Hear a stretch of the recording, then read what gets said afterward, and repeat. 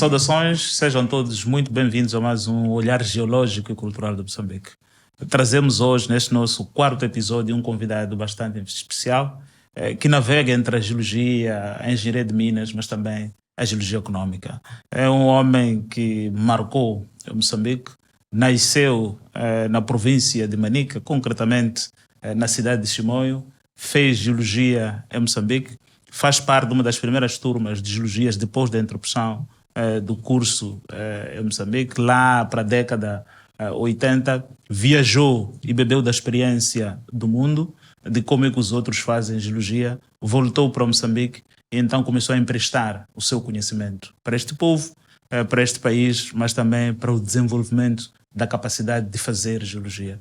É com esse homem que vamos conversar, que também foi referência no primeiro programa, foi referência no segundo programa, então sentimos que havia necessidade de o trazer para esta conversa. Seja muito bem-vindo, Reinaldo Gonçalves.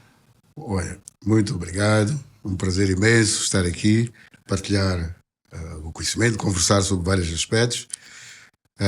Antes de mais também queria parabenizar, dar os parabéns aqui ao Rodécio e à equipe, porque pela escolha da simbiose que foi feita entre a geologia e a cultura. Para as duas áreas, sem as duas áreas não há desenvolvimento. Nós sabemos que sem a geologia não se pode desenvolver recursos, não se pode construir cidades, não se pode fazer infraestruturas, não se pode fazer nada de uma forma sustentável. E sem a cultura também não se pode desenvolver.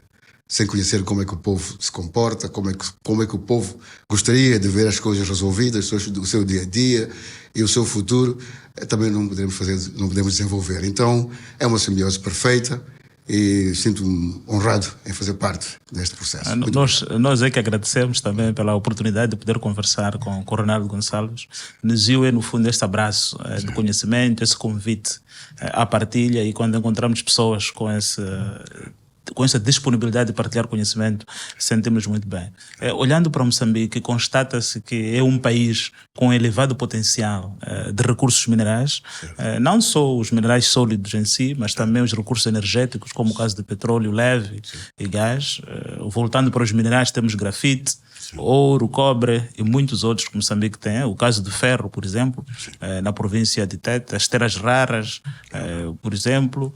E quando olha para esse manancial de recursos que Moçambique possui, olhando para o conhecimento que também tem, desde a engenharia de minas, a própria geologia, a geologia econômica, o que é que o impressiona? Olha, olhando para o país nesses termos, eu diria que é no mínimo, no mínimo esquisito que nós continuemos com um país como estamos, digamos, pobres, em que não podemos suprir necessidades mínimas ao nosso povo com estes recursos.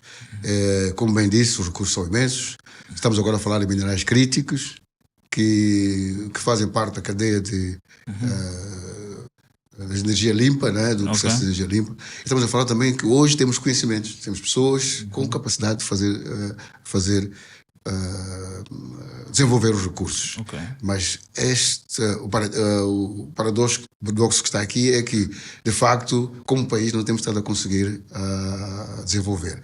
Mas ali surge um problema fundamental, é que, olhando para o cenário, nós continuamos a operar de uma forma, digamos, estruturalmente estamos a operar de uma forma colonial, para ser mais franco, uma forma colonial em que as grandes corporações, os países desenvolvidos vêm buscar em Moçambique os seus recursos que precisam para se desenvolver e depois vêm vender os recursos acabados. Então, nós não mudamos esta estrutura. A estrutura mantém-se. A estrutura mantém-se. Nós damos concessões mineiras às empresas, às grandes corporações que vêm, exploram e exportam para os seus países para desenvolver os seus países. E nós não estamos a fazer o aproveitamento devido da cadeia de valor destes recursos. Pronto, este é que é o principal problema. Quer dizer, olhando para esses elementos que aqui constata, vendo o potencial, mais uma vez, que Moçambique tem, o que é que acha que falta para que nós possamos dar esse salto do potencial para a materialização dos projetos, dos grandes projetos mineiros em Moçambique, como aconteceu, por exemplo, com o projeto do carvão mineral, depois com o gás, com a grafite, por exemplo, em Balama, e depois agora grafite em Ipepe. Então, o que é que acha que deve ser feito para nos sairmos do potencial para uma exploração cada vez mais ativa de empreendimentos mineiros em Moçambique? Em poucas palavras, eu diria que é preciso, nós precisamos de apropriarmos deste processo de desenvolvimento. Apropriarmos significa sermos nós a desenharmos o que queremos com cada um dos recursos e como é que queremos explorá-lo. Neste momento, o que acontece é que as empresas é que vêm, apresentam um programa de como é que querem desenvolver, o que é que querem tirar, a forma como é que querem tirar, e isto não traz ganhos adicionais ao país. Okay. Então, o que é que temos que fazer neste momento? Temos uma massa crítica, conhecimentos. Quando temos conhecimentos, podemos muito bem estruturar projetos e depois ir buscar os recursos que precisamos para desenvolver o país. Recursos não é o problema. O problema é a liderança necessária, a vontade necessária de fazer e sermos nós a desenvolver os recursos. Como é que enquadra isso com as instituições de ensino técnico profissional em Moçambique? Como é que nós podemos fazer esse cruzamento entre o setor produtivo, as academias, para que possamos então ter capacidade para estruturar esses projetos e os operacionalizar? Exatamente. É que o que eu vejo ali é uma não clareza da estratégia de desenvolvimento. Okay. Porque havendo uma estratégia comum, conhecida por todos, comum de desenvolvimento, todas as áreas, tanto de investigação, tanto do Estado como da academia, iriam convergir num sentido. Quer dizer, se temos um recurso, por exemplo, com dificuldade, podia ser a universidade a fazer o trabalho inicial e depois a empresa privada podia pegar no recurso já estudado e financiar e operacionalizar. Quer dizer, haveria aqui uma convergência de atividades que levassem para um fim comum. Agora, o que nós vemos aqui é que os interesses não estão, digamos, convergentes. Não há uma estratégia clara de onde queremos chegar e como é que queremos chegar e como é que cada uma das instituições, tanto de ensino como de investigação, como o Estado, participam neste processo. Houve aqui uma falsa teoria de deixar tudo na mão do mercado, na mão do investidor, por outras palavras, não é? E esse eu acho que é um dos principais problemas, porque de facto o mercado, antes de ser desenvolvido, ele tem que ser criado. Para depois ele, de forma competitiva, criar por si só. Mas como é que se estimula? Como é que se dá esse impulso ao mercado? Como é que nós podemos estimular o mercado? Eu sou da opinião que é preciso uma indução correta. Quer dizer, indução, isto é preciso que a liderança, né, digamos, o governo, a governação, lidere o processo. Isto é, faça a indução do processo. Olha, temos um programa, por exemplo, de industrialização do país. O que é que precisamos? Precisamos de conhecimentos. Okay. Então, quais são os recursos que o Estado põe? Quais são as oportunidades que os profissionais podem colocar na mesa? O que cada interveniente pode colocar na mesa para chegar a um objetivo? O que falta neste momento é isto, que é alguém que aglutine todos esses interesses numa visão estratégica. Os brasileiros chamariam isso de um centroavante no campo de futebol. Exatamente. Mas sendo esse homem de campo, de rocha dura, exatamente, e sobretudo com uma experiência bastante profunda neste país adentro, quais seriam aqueles que poderíamos chamar de projetos estratégicos que poderiam ser abraçados a todos os níveis? Vamos concentrar nossa conversa nesse debate técnico profissional daquilo que deve ser feito para então poder induzir desenvolvimento. Sim. Que recursos é que vê que podem ser estratégicos e que oportunidades é que vê que esses recursos podem trazer para a indústria, para o mercado, mas também para Moçambique e as comunidades? De uma forma simples, eu diria o seguinte: se olhássemos olhando para o país, a situação do país neste momento, temos problemas imediatos. Okay. Que a questão de divisas, né? Dinheiro para financiar o Estado. Temos problemas imediatos. Então, alguns recursos serviriam imediatamente para monetização, para monetizar. Quais são estes recursos? A monetização é o caso atual, que é o carvão, que estão num prazo de monetização. Teríamos outros recursos que seriam para a industrialização. Ok. Quais são estes Os recursos? recursos de industrialização seriam recursos que iriam servir de embrião para a industrialização. No caso do ferro, se eu ligo o ferro ao carvão, eu vou produzir aço. Se eu começo a usar o aço, posso produzir peças. Posso produzir toda a tubagem que se usa no óleo e gás. Então, fala da ligação entre ferro e carvão para produzir aço. Como é que se liga ferro e carvão? Como é que se integra isso? É uma siderurgia. Temos, vamos lá dizer, licenças, áreas de pesquisa diferenciadas, projetos diferentes, concessionários diferentes. Como é que se liga isso? Aí está. Voltamos um passo para trás para a estratégia. Quer dizer, felizmente temos a situação do, como é que se chama, no caso do ferro e o carvão, ocorrem na província de Tete. Simplesmente é preciso que, para além de produzir para exportar, haja um projeto para produzir aço. E que o aço, o consumo de aço de Moçambique e da África, da região toda, é todo ele importado. Exato. Todo ele importado. Então é preciso criar programas de projetos que vão para além das concessionárias, do interesse das concessionárias. Parece que vão para o interesse nacional. Que gravitamos sempre na ciência e tecnologia. Sim. Como é que vê isso? Como é que o Reinaldo olha para isso? Para ciência, tecnologia, universidade, setor produtivo? É que a ciência tem que servir de fundamento para a aplicação. Porque o conhecimento científico, sem a sua aplicação, ele acaba não se transformando numa sabedoria útil para a sociedade. Então, tem que haver investigação para criar o conhecimento. E depois tem que haver a aplicação, que é os métodos tecnológicos, que é a aplicação tecnológica do conhecimento. E só isso é que depois vai gerar ganhos para a sociedade.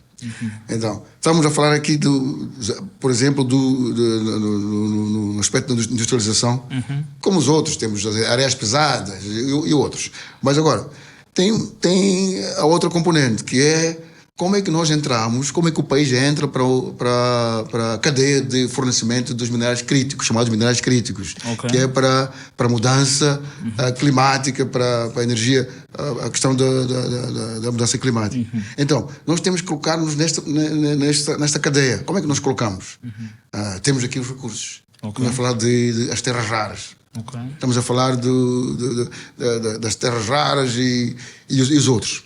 Então, estes recursos. Então, poderíamos muito bem, indo para a pergunta inicial, poderíamos muito bem alocar recursos com objetivos específicos. Um para a monetização, que é o dia a dia que precisamos de capitalizar para financiar o Estado, e o outro para a industrialização, que são minerais básicos, ou minérios básicos que são o embrião da indústria, automóvel, cabos elétricos, tudo isso. E depois tem outro que é mineral que seria o nosso posicionamento na sociedade ou no mundo, de que, olha, para o futuro deste mundo, nós estamos presentes, porque nós temos o que é necessário para a energia limpa. Como é que esses recursos podem criar uma espécie de benefício para as comunidades locais? Num processo de desenvolvimento não se pode... todos os intervenientes têm que estar... tem que haver uma partilha de riscos e benefícios. Se o empresário vem aqui, ou o investidor vem aqui, corre o risco para investir num produto, é preciso que a comunidade também corra riscos. A partir do momento, a de maneira, nós sabemos todos, não podemos aqui pintar, que tem um impacto direto no ambiente e nas comunidades. O que nós fazemos é minimizamos esse impacto. Então, por isso é que tanto os riscos como os benefícios têm que ser partilhados. Ok. Esta partilha só é feita a partir do momento em que há uma ligação direta entre as atividades de mineração e industrialização. A mineração em si estabelece muito pouca ligação a ligação com a comunidade é menor. É menor, ok. A partir do momento que nós industrializamos o recurso, aí que a cadeia, a ligação com o linkage, o tal linkage com as comunidades aumenta, porque há uma série de produtos upstream e downstream que devem ser fornecidos. Exato. Há uma série de serviços que devem ser fornecidos. Há uma série de coisas que devem ser feitas e não foram feitas. Não são feitas. Poderia dizer para nós de forma muito simples qual é a diferença entre mineração e industrialização? Porque, como dissemos no princípio, Sim. é olhar geologia, Sim. olhar cultura, mas também olhar o povo e o subsolo. Exatamente. O que é isso de mineração e o que é isso de industrial? Como é que casa, uma vez que diz que a mineração impacta se calhar pouco nas comunidades, ou liga-se pouco em termos de simbiose com as comunidades, mas a industrialização tem esse elemento catalisador. O que é industrialização? O que é mineração? Assim, para geólogos e não geólogos. Certamente. De uma forma simples, eu diria, olha, falamos aqui da geologia, que todo o conhecimento necessário para que haja mineração vem da geologia. Então aí é a área basilar da mineração. Da mineração. Então é preciso que haja um entendimento, daí que o conhecimento geológico que o país deve ter tem que ser melhorado continuamente. E esse melhoramento contínuo não pode ser deixado sempre em mãos alheias. Tem que ser nós, o país, o Estado, nesse caso, mas o país em particular, continuamos a fazer um upgrade disso. Okay. Agora, a partir do momento que a geologia está conhecida, entramos para a mineração, que é o processo de extração. Sabemos que o recurso está ali, aparentemente está com esta profundidade, então a mineração extrai o recurso e permite que ele possa ser utilizado. Mas numa fase inicial. É a primeira fase da comercialização do produto geológico, é através da mineração. A mineração faz um pequeno beneficiamento, isto é, um minério, por exemplo, cobre, com um teor de 2, 3% pode ser explorado, mas não pode ser vendido. Eu, na mineração, também faço um beneficiamento, que é concentrar o teor para um nível de concentração. Mas depois a industrialização já é outra fase. É a fase onde eu ligo este recurso já processado, explorado e processado para criar outros produtos finais fora do coisa. Por exemplo, quando eu levo o cobre para criar cabos elétricos, para criar baterias, para criar já estou a industrializar. Significa que estou a criar indústrias por exemplo, no caso de baterias, baseado no cobre. Sabe muito bem que, como sabes, o cobre, a bateria tem um ánodo e o cátodo. O cátodo pode ser cobre. O ánodo é grafite. Então, a partir do momento que eu uso o cobre para fazer a bateria, já estou a criar uma indústria. Então a ligação com a comunidade, com a sociedade é enorme. Porque alguém tem que fornecer o ácido, alguém tem que fornecer várias coisas. E vice-versa. Digamos, a mão de obra necessária cresce exponencialmente. Mas há um elemento que vamos lá dizer, culturalmente chamamos de, os ingleses dizem de mindset. Certo. Nós, os outros, chamamos de mentalidade, se for essa tradução direta. Certo. Que tipo de mentalidade acha que nós podemos desenvolver, cultivar dentro do setor geológico mineiro nacional para que possamos então fazer essa navegação, não só below, como se diz, né, abaixo do radar, mas uma navegação que vai para níveis mais altos? Que tipo de mentalidade acha que temos que cultivar? A nível de geologia, a nível de mineração, a nível de industrialização? Se formos a ver, assim, num apanhado geral, vemos que os colegas, nós somos formados, temos algum domínio da área, poucos arriscam no investimento, no setor. Aqui, então tem que haver uma mudança de paradigma completa, onde deixamos de pensar que o desenvolvimento de um recurso mineral só depende de um altíssimo capital, ou por outra. Pode ser feito por estrangeiros, a maior parte do tempo por estrangeiros, porque é o que se vê. Depois, precisa de um capital enorme. Então, várias barreiras que nós, à partida, colocamos a nós próprios. Então, nós temos que mudar isso. E também pensamos que quando acumulamos alguma riqueza, só podemos fazê-lo sozinhos. Okay. Mas mineração não se faz assim. É preciso que nós nos juntemos em grupos, em capitais, podem ser capitais, os ingleses chamam de venture capital, ou são fundos. Olha, nós, se 20 colegas, 20, cada um põe $50 mil, por exemplo, estamos a falar já de $1 milhão. Eu desenvolvo 2, 3 projetos com $1 milhão. Mas $50 mil são 3 milhões de meticais. Aí está o problema. Então, nós, aqui, por isso falamos aqui a ligação da geologia com a cultura, também tem este aspecto, é que há uma tendência que as pessoas, olha, qual é a tendência fundamental? Somos capazes de ir a um visito de convívio todos os fins de semana e gastamos 20, 30 mil meticais e não construímos absolutamente nada. Quer dizer, o nosso bem-estar, ficamos muito mais no status, né? Então aposta para uma geologia em termos dos seus, vamos lá dizer, fazedores, que vivam de forma partilhada e que se organizem em grupos para que efetivamente possam desenvolver pequenos projetos mineiros. Exatamente. Nós temos que... Há coisas que não... Há projetos mineiros que não precisam de muita coisa. Okay. Esses até indivíduos podem fazer. Mas podemos dar alguns exemplos para tornar isto um pouco mais prático. Mais prático. Se eu fosse geólogo, por exemplo, e quisesse, quando digo se eu fosse geólogo, não Prudêncio. Não. Mas o António, entendo. Por exemplo, se fosse geólogo e estivesse a acompanhar esta conversa com o Reinaldo e tivesse esse interesse em desenvolver um projeto mineiro, que mineral, primeiro, poderia indicar e que passos poderia dar se nós fôssemos a especificar em termos de 1, 2, 3 e 4? Podemos começar com as coisas aparentemente mais simples. Ok. Aparentemente, porque depois... imagina que... Pedreiras. Vamos às pedreiras. Ok. Pedreiras é só um processo simples. Mas vamos colocar de lado pedreiras, areiros. Vamos para os recursos minerais de elevado valor econômico, por exemplo. Áreas os pesadas. metais. Ok. Áreas pesadas. Facilmente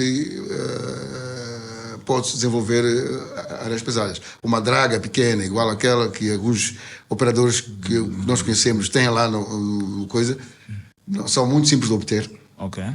Agora, o que é preciso é conceber o projeto, ver a oportunidade, identificar a oportunidade, conceber o projeto e juntar os recursos. Pessoas, colegas que possam juntar esses recursos capazes de pôr a funcionar. Vamos a um exemplo concreto, que é um trabalho que estou a fazer com um projeto que estou a fazer com alguns colegas, que é o manganês. São aflorantes. O minério é aflorante. Ok. O minério é aflorante. O que podes fazer facilmente é desmontar, explorar e fazer produzir o concentrado. E começar por vender o concentrado de minério. E depois dar um passo melhorar a concentração de coisa e depois ir à industrialização. Então, é possível desenvolver projetos para ferro, para manganês, para as áreas pesadas, titânio, ilmenite, zircão, titânio, porque é só concentração gravítica, praticamente, magnética e gravítica. Todos os projetos são fazíveis. E, em função da escala, podem ser feitos a uma escala pequena e uma escala maior. Se for a ver a Kenmert, é uma escala enorme, mas se for a ver alguns projetos que estão com algumas empresas chinesas, estão uma escala pequena. E essa escala é totalmente possível. Então, nós temos que juntar o pessoal com conhecimento, atrair nem aqueles que não fazem parte da área, do setor, atrair para coisas. Porque o que acontece é que os fundos que nós temos, que estão disponíveis à sociedade, são utilizados neste momento não para desenvolvimento, mas muito mais para consumo. Mas olhando para consumo, exato. Então, olha aqui para a geologia como esse elemento catalisador para a economia, catalisador para, em termos de desenvolver conhecimento, e convida aqui os geólogos a apostarem no investimento. Como é que olha para o futuro de Moçambique, para o futuro da geologia em Moçambique, nos próximos 10, 15, 20 anos? Voltamos aqui à nossa conversa da estratégia, né? Exatamente, está ali o problema. É que Eu não consigo ter neste momento um horizonte de 20, 30 anos, porque de facto não consigo ver quais são os passos que estamos a dar hoje que nos permitam chegar a 10, 15, 20 anos de uma outra forma do que estamos neste momento. Mas o que eu gostaria, vamos para o que gostaria, porque, sim, as propostas o que eu gostaria que acontecesse é de facto que nós, como país, tanto a classe de cientistas como o Estado em si, nós assumíssemos como moçambicanos a liderança do conhecimento geológico e fizéssemos um plano progressivo de acumular conhecimentos e da sua utilização, isto é, a sua exploração e desenvolvimento, tudo liderado por equipas de moçambicanos, empresas moçambicanas e pelo Estado moçambicano. Quer dizer, haveria aqui espaço para uma parceria público-privada, onde a parte privada seria feita por moçambicanos. Por moçambicanos. E o conhecimento geológico acho que pegando nesse ponto que aponta, qual é a experiência da Gondwana nesse processo? Como é que ela... Soubemos como ela nasceu, através do engenheiro Mário Deus, mas como é que explica isso em termos de modelo, ou vamos lá dizer, um protótipo que pode ser utilizado para espelhar a nossa inserção na área de geologia e minas de Moçambique, em termos de processos liderados por moçambicanos, líderes em termos de conhecimento geológico produzido a nível nacional, e depois também que apostam numa parte produtiva progressiva. Qual é a experiência da doutora? O que não está neste momento a acontecer, mas o que eu acho que é possível, o que seria de esperar, é que estabelecessem parcerias claras entre empresas como a Gondwana, que deu um bom exemplo, que é uma estrutura, uma equipa geológica, tem meios para desenvolver estudos geológicos, entraria em parceria para algumas áreas com o Ministério, neste caso com o INAME, no compromisso de partilha de riscos, onde o estudo geológico seria feito pela empresa e a descoberta seria desenvolvida pela empresa em parceria com outros parceiros, mas tudo isto ligado ao governo. Quer dizer, seria a pesquisa não seria desenvolvida só pelo Estado, nem só pela empresa. Seria uma parceria entre a empresa e o Estado. E o resultado disso seria operacionalizar as minas para o benefício mútuo, em que todos nós seríamos parceiros da empresa da exploração mineira, quer dizer, tanto a empresa que investiu na pesquisa, como um modelo mais ou menos semelhante que acontece com a pesquisa do óleo e gás. Como é que acontece no óleo e gás? A questão da pesquisa do levantamento sísmico, onde a empresa que faz a sísmica tem a opção de fornece os dados ao Estado que não tem... Está a falar de sísmica multicliente. Exatamente. Então, é mais ou menos nesses modelos. Esse modelo pode ser replicado de uma forma semelhante, com as modificações necessárias para Mas este modelo da sísmica geralmente é catalisado pelas empresas, vamos lá dizer, estrangeiras, com algum capital para investir em adquirir dados, promover dados e depois gerar receitas através desse processo de promoção de dados nos concursos públicos. Existirá esse movimento a nível dos minerais sólidos em termos de investimento para adquirir dados necessários, por exemplo, na pesquisa de ouro ou de cobre, para que depois possam avançar para fases subsequentes. Estava a olhar numa componente privada em termos de investimento, como é que o privado anima o setor de pesquisa mineral, como acontece se for a olhar, por exemplo, as empresas como a CGG, que hoje é Veridian, no campo da sísmica, as empresas como Schlumberger, por exemplo, outras, as becas, por aí, elas animam o setor através de trabalhos, de levantamentos que fazem de forma independente para depois mobilizar em si potenciais parceiros nessas áreas. Como é que a área mineira pode avançar nesses termos? Em termos de investimento privado para comunicar, desenvolvimento de conhecimento? Eu acho que é possível. Por exemplo, vamos ver uma zona, vamos olhar para uma zona como dos pegmatites, onde há lá minerais críticos, terras raras, lítio e tudo mais. Então, temos lá vários titulares, cada um de forma isolada, muitos moçambicanos. Cada um de forma isolada tenta fazer uma pesquisazinha. Faz um levantamento, um mapeamento geológico, 3, 4 empresas privadas, concessionárias de coisas moçambicanas, juntam-se para uma área, um bloco maior. O bloco maior convida uma empresa de consultoria como a Gondwana, por exemplo, a fazer um trabalho completo, aqui, mapeamento geológico regional, porque eu para sobrevoar aquela área toda com geofísica, não vou sobrevoar uma área de 5.000, 2.000, 3.000 hectares. Eu preciso de uma área maior. Então, o que é possível? É promover. Olha, até aqui... Então, acabamos sempre caindo nesse processo de integração, de caminhada conjunta, vivência exatamente. Olhando para esse pensamento todo, e não querendo aqui cortar o raciocínio, como é que olha o geólogo ideal em Moçambique? Qual é aquele que seria um geólogo? Um engenheiro de minas? Ou um homem de geologia econômica? Ideal.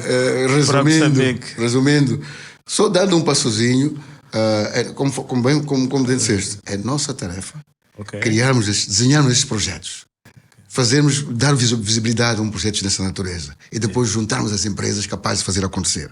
Agora, se eu perguntar o que seria um geólogo, um engenheiro de minas, um homem do setor mineiro, do setor geológico mineiro, ideal.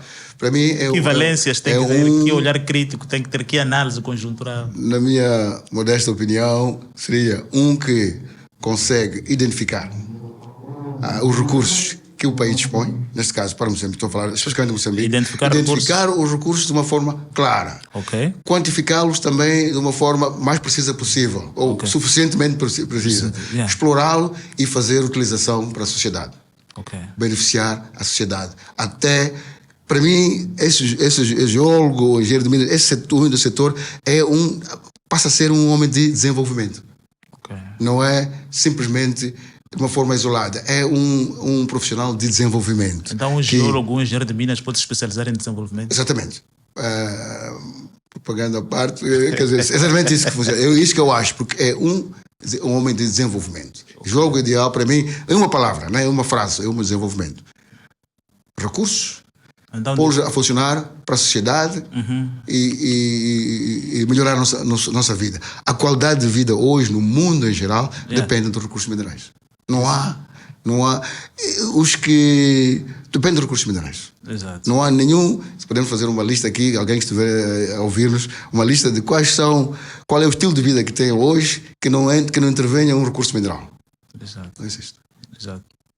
Então, olhando para tudo isso, esta viagem que fizemos, esta travessia, meio que superficial e quase que profunda, sobre o setor, sobre a geologia em Moçambique, existiria alguma coisa que gostaria de dizer que não disse?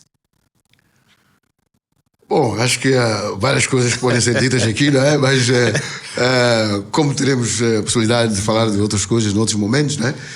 Aqui importa, talvez, o mais importante aqui é mesmo alertar. Alertarmos a nós próprios, não é? Eu faço parte do grupo, deste grupo, nós próprios, a sermos ativos, bastante proativos. Tentarmos resolver, não é resolver, quer dizer, primeiro, acima de tudo, como sermos humanos, temos que reconhecer qual é o nosso propósito aqui na vida. E se alguém, por algum motivo, nós caímos na geologia, no setor mineiro, é porque há um propósito nosso aqui. E esse propósito é muito forte. E nós temos que ir cada vez mais próximos desse propósito.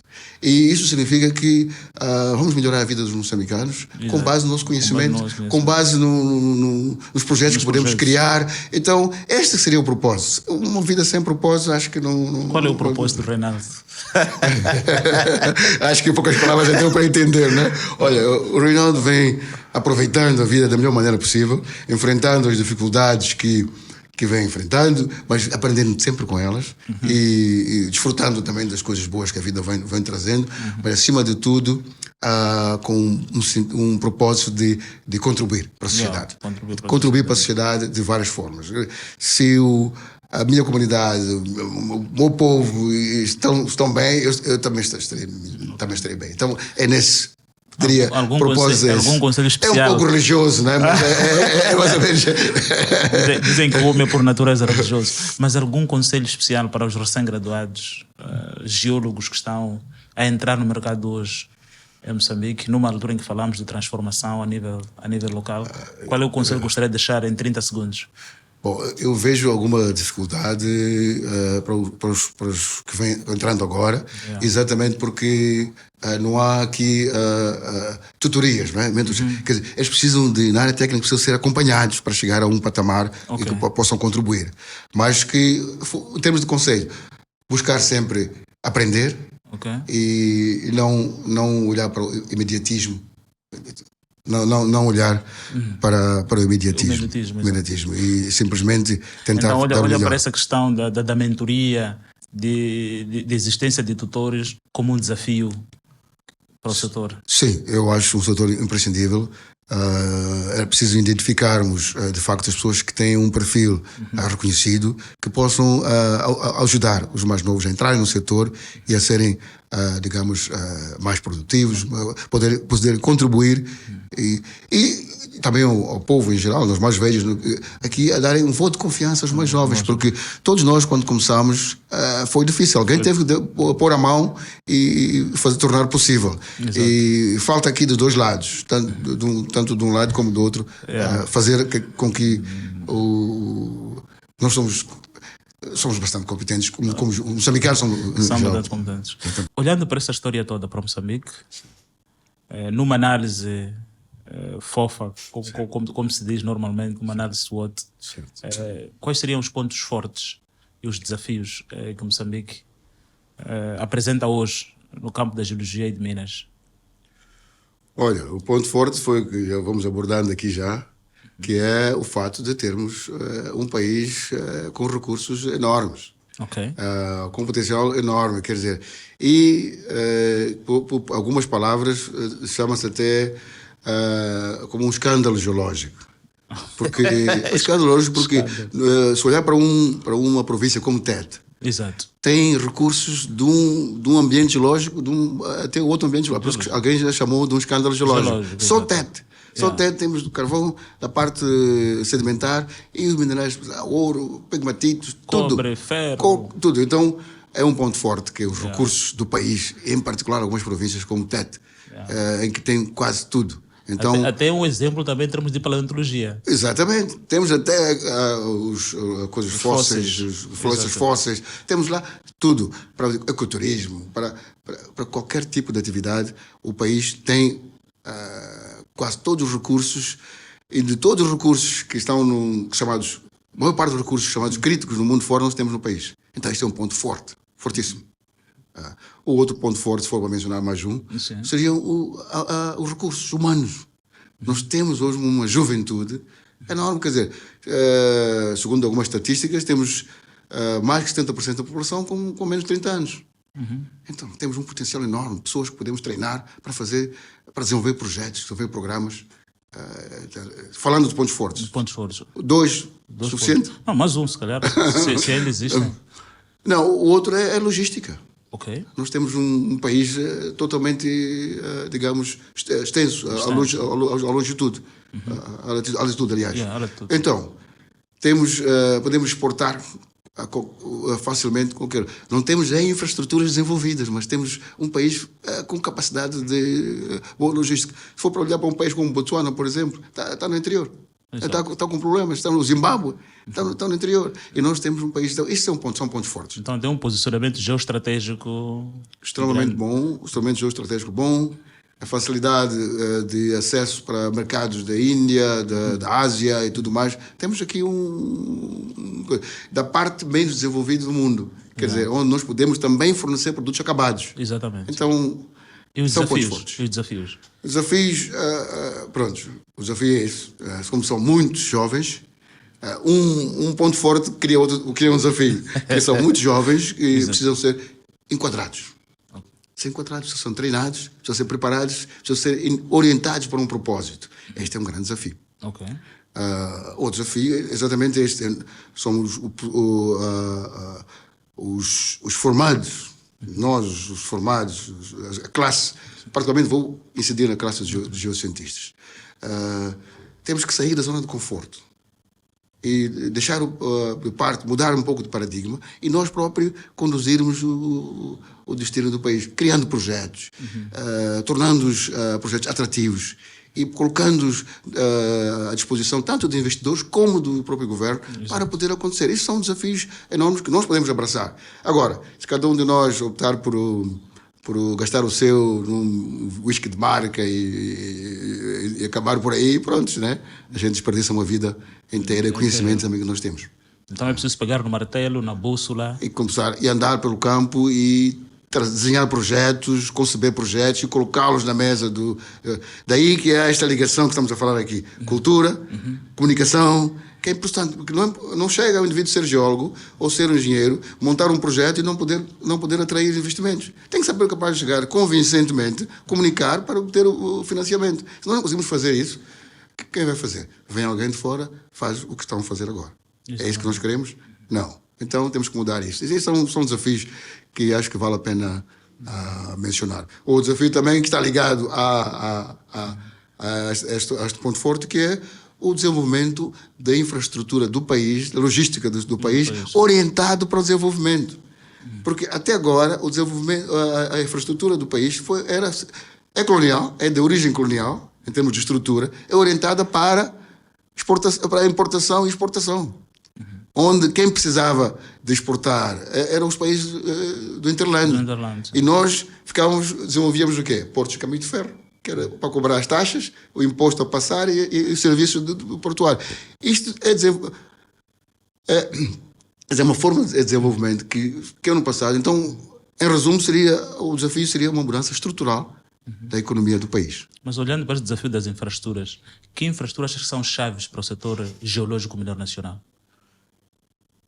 Linhas férreas, energia e água. Aí está. Hoje, cada empresa resolve, cria a energia ou cria as condições para o seu projeto. Exato. Nós temos que começar a ver num ponto mais global. Quando há uma região, onde há um projeto que dê interesse, e temos que ver quais são outros projetos aqui que seriam de interesse. Qual é a infraestrutura, qual é a magnitude da infraestrutura, a escala da infraestrutura, até onde é que a empresa vai investir e que o Estado vai investir o resto para fazer tornar as infraestruturas disponíveis para um projeto maior. Temos que olhar para, como os outros dizem, big picture. Okay. Nós aqui estamos a olhar, deixando que cada um olhe para o seu bolso, seu umbigo, e ninguém resolve o problema do país. E é possível fazer face a estes desafios? É possível fazer face a estes desafios, já falámos um pouco mais ou menos disso, que é naturalmente desenhar esses projetos e dar a visibilidade necessária aos projetos. E depois haver interesse estratégico de fazer acontecer. De todas as partes, de todos os intervenientes, para não falar especificamente do interveniente. Ok, muito obrigado. É sempre bom conversar com geólogos, com engenheiros e, sobretudo, com aquelas pessoas que fazem Moçambique, a sua história, a sua cultura e a sua gente. É com este homem que conversamos, um homem transversal, Reinaldo Gonçalves, que parece viver de forma profunda a cultura Ubuntu. Eu sou porque somos. Olha para o geólogo como um homem de desenvolvimento, mas também elencou aqui alguns pontos importantes para quem faz geologia. É preciso saber identificar o recurso, quantificar o recurso de forma bastante delicada e profunda para que saiba exatamente o que é que existe, mas é também possível saber quantificar, mas depois de quantificar é preciso que nós saibamos comercializar esse recurso depois de processado, para que depois então possamos catalisar o desenvolvimento, industrializar o país. Este homem, Reinaldo Gonçalves, com o qual conversamos, apresenta-nos a geologia de forma bastante simples, mas de forma também bastante convincente, que é preciso unirmos-nos, juntarmos-nos à causa, estabelecer um propósito. Somos todos viajantes, dizia Carlos Gove no programa passado, e vimos aqui como é que a geologia, a cultura e a música de alguma forma se entrelaçam. É por isso que existimos e é por isso que o convidamos a estar sempre presente e acompanhar este olhar geológico e cultural de Moçambique, para que histórias como essas possam, de certo modo, animar o conhecimento, mas possam depois também animar a juventude a encontrar pontos de referência, como se define em física, para medir desenvolvimento, medir conhecimento e contribuir para Moçambique e para o povo. É com este abraço profundo, de geólogo para geólogo, de engenheiro de Minas para engenheiro de Minas, que gostaria de dizer adeus e até ao nosso 5º episódio. Obrigado.